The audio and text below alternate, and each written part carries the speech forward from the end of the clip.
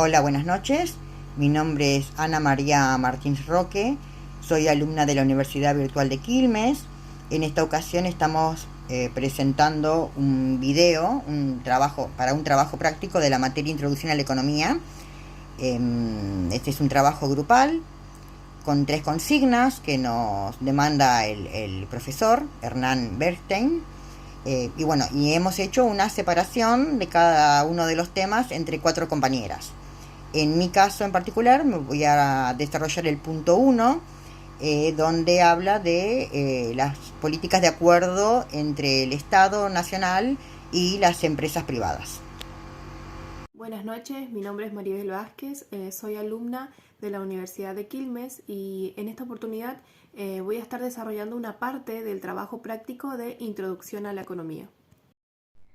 Buenas noches, soy Rocío Amado, soy alumna de la Universidad de Quilmes y voy a estar desarrollando una parte de este trabajo práctico.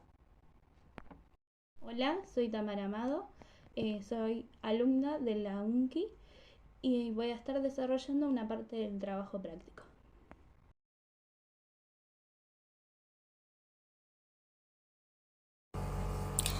La gestión económica del Gobierno Nacional ha utilizado entre los años 2004 y 2022 esquemas de acuerdos de precios con el sector privado para combatir la inflación. En principio vamos a definir qué son los acuerdos de precios entre el Estado y las empresas. De manera simple y clara, diremos que son acuerdos pactados entre el gobierno y los sectores privados de máxima relevancia, o mejor dicho, sectores claves para la economía de un país, como lo son los alimentos, el combustible y los bienes o servicios de consumo masivo. La política intervencionista del Estado en la economía de nuestro país se remonta a mediados del siglo XX. Haremos un breve resumen con los casos más relevantes. Acá elegimos 4 fechas, 4 años, simplemente a modo de ejemplo, ¿sí? Con esto queremos demostrar que estos acuerdos del gobierno con los sectores privados no es algo nuevo, que ocurre únicamente entre el 2004 y el 2022, como pide acá la consigna del trabajo, simplemente para mostrarles que esto ya ocurre desde hace casi un siglo atrás. Bueno, y como lo explicamos antes, esto no es algo nuevo, y si hacemos un poquito de memoria, vamos a recordar, esto sí, digamos en los últimos años, que estos acuerdos tuvieron diferentes nombres, y vamos a enumerar algunos que son los más renombrados, ¿sí? O los más conocidos. Precios cuidados, precios justos, precios transparentes, precios claros, precios acordados, precios vigilados, precios máximos y en este momento, desde diciembre del 2023, precios diferenciados. La consigna nos pide buscar algún artículo digital que ejemplifique este punto. Lo que sería la gestión económica para combatir la inflación. Ese es el objetivo de este punto del trabajo. Y bueno, hemos buscado y encontrado muchísimos ejemplos, pero simplemente y al azar, sin ningún tipo de ideología política, elegimos 2. Porque no solamente cuentan las políticas o algún tipo de esquema, sino que también estas mismas noticias o estas mismas notas tienen su propia postura sobre si combaten o no la inflación, o mejor dicho, si estos acuerdos o estos esquemas sirven para combatir de alguna manera la inflación en nuestro país. El fin máximo de estos esquemas es combatir la inflación, pero cabe aclarar que estos acuerdos no son para siempre ni para todos los productos. Por lo tanto, y esto corre por cuenta nuestra o por cuenta mía en particular, si nosotros consumidores vamos de compras porque hay un 3x2 en productos de perfumería, seguramente hay un sector que está perdiendo, porque si estoy gastando en comprarme 3 acondicionadores de primera marca que me lo ponen en oferta, dejaré para otro día la lata de durazno, que si bien me encantan, no me ofrece descuento porque no hubo acuerdo de precios con esta línea de productos. En fin, la idea es que la gente consuma. Los subsidios a los servicios de luz, gas y agua hacen que nosotros, la base de la pirámide, gastemos muy poco en ellos y utilicemos ese excedente en la compra de bienes. Pero todo tiene un precio. Pagar un bajo valor monetario por los servicios de energía, de transporte, de combustible, para nosotros los consumidores no significa que estemos pagando el precio que corresponde. No, alguien tiene que pagarlos. Los privados no pierden. El Estado cubre lo que nosotros no pagamos. Esto es justamente el significado de subsidio. ¿Y cómo lo hace? Pues con la recaudación de impuestos, emitiendo moneda, con préstamos internacionales. Y esto a su vez tiene un costo, ya que eso que el Estado invierte tiene que volver a las arcas. En definitiva, las políticas de precios no combaten por sí solas la inflación, las moderan en algunas ocasiones por una mínima fracción de tiempo, pero a largo plazo no son la solución. Sin políticas que resuelvan el problema subyacente, al menos en nuestro país, seguiremos teniendo inflación. La actividad número 2 se trata sobre la elasticidad. En la consigna dice: el auge de las cámaras digitales funde el negocio de Kodak.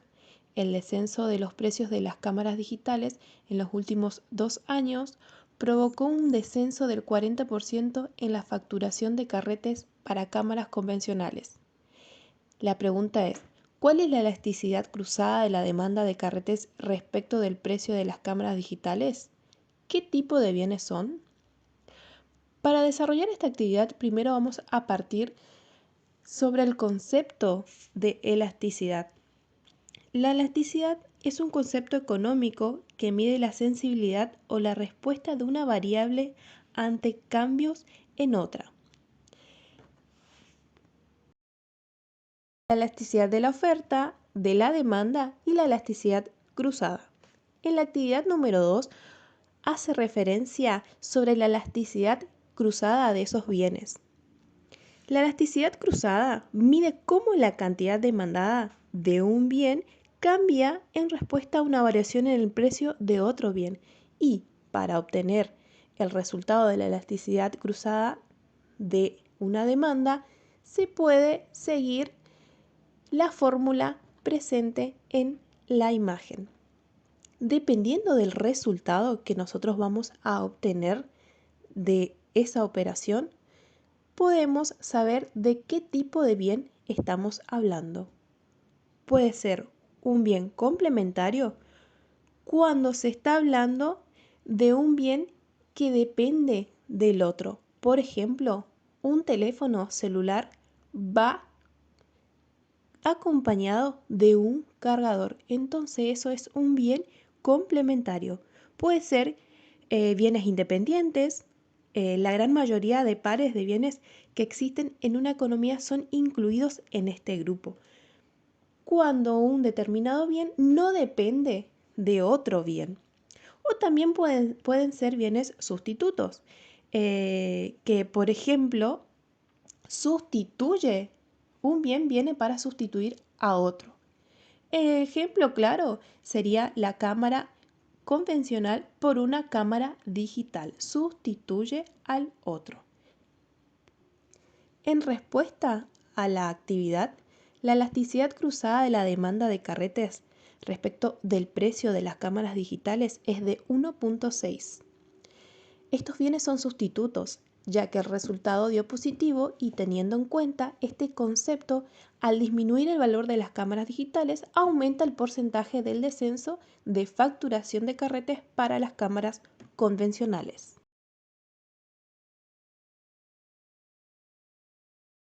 Gráfico de mercado antes de abrir el comercio internacional. Equilibrio inicial, donde observamos el precio y la cantidad de insulina de equilibrio antes de la apertura de comercio. Para comprender mejor el gráfico, podemos comentarles que mediante la ley de oferta y demanda podemos encontrar un punto de equilibrio entre el precio y la cantidad de insulina, previa a su comercialización internacional. ¿Cómo podemos hacer? Podemos observar que mientras exista una demanda, necesitaremos que el precio del bien sea mayor, mientras que la cantidad del bien sea menor. Aquí se genera la demanda. Y por otro lado, cuanto mayor sea el precio del bien, mayor será la cantidad ofrecida por el mercado. Acá encontraremos la oferta. Y por último, podemos observar en el punto donde se encuentran ambas curvas. Representarán el equilibrio inicial, antes de la apertura de comercialización internacional, entre el precio y la cantidad. Es decir, Al introducir el precio internacional más bajo que en el mercado nacional, generamos un exceso de demanda, donde los consumidores demandan mayor cantidad del producto a un precio menor, mientras que los productos nacionales reducen su oferta. Esta diferencia entre cantidades, por lo tanto, presentamos el exceso de la demanda. En el siguiente gráfico podemos observar un exceso de la demanda al introducir el precio en el mercado internacional, más bajo que el precio del mercado nacional, generando así un exceso de la demanda de la insulina. Al realizar la apertura del mercado internacional se produce excedentes del consumidor y del productor, donde los consumidores se beneficiarán con los precios más bajos y con mayor acceso a la insulina, mientras que los productos nacionales ven una reducción de estos beneficios. Por lo tanto, esta situación genera ajustes en precios y en cantidades en el mercado interno, donde el productor y el consumidor se verán afectados de maneras diferentes. Hablamos de una mayor suma de excedentes del producto más el excedente del consumidor, hacemos referencia en economía al bienestar social, el cual nos indica el nivel de satisfacción general de la sociedad del mercado determinado.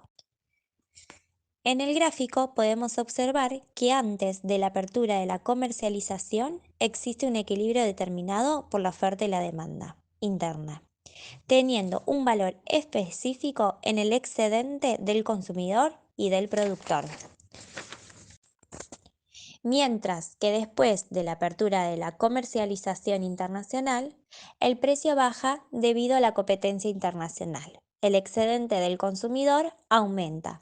Quiere decir que los consumidores van a pagar menos los productos, mientras que el excedente del productor nacional va a disminuir ya que van a recibir un precio menor, pero el productor internacional va a aumentar.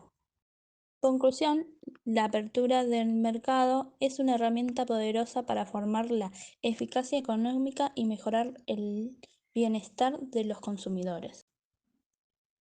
Sin embargo, es necesario evaluar cuidadosamente los costos y beneficios de esta política en cada caso particular y diseñar medidas de apoyo para aquellos sectores que puedan resultar perjudicados.